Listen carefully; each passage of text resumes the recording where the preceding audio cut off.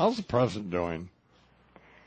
Well, these are tough times, but as everybody knows and as everybody said, but I think, he has a chance to make I hate this expression, hit the restart button to get off to a different kind of a start. I think his session with the Republican caucus the other day was a good a few hours for him, and I think if they can find a few more venues like that where he can be himself and you can see some of the Barack Obama we saw in the campaign, he could help himself. But the problems are huge. The deficit's huge, but even more important than that, the job situation is enormous, and I think that's reflected in the budget they put out yesterday. I mean, his focus is much more on finding jobs and on, putting money into education, money into research and development, including, by the way, medical research, than it is worrying about the deficit right now. I was talking to Douglas Brinkley, last hour, and do you like him? Oh, a lot. He's terrific. What are you going to say when I ask you that? By the way, no, Don, I don't like him.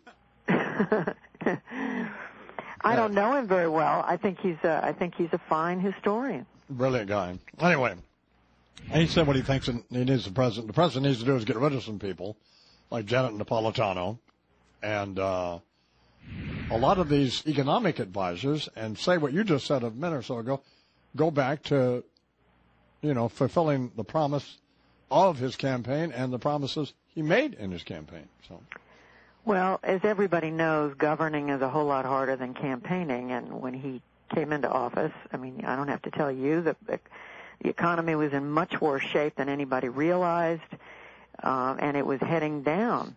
And they've had to figure out how to govern with the kind of job loss we were seeing in early 2009. Now, thank God that's gotten better, but we still don't see, any kind of turnaround. It's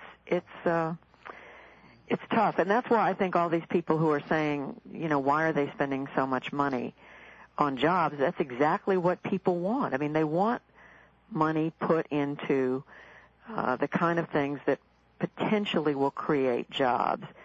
And that does cost money, and so that's going to jack up the deficit. It seems to me a lot of people want it both ways. They want tax cuts and they want a lower deficit.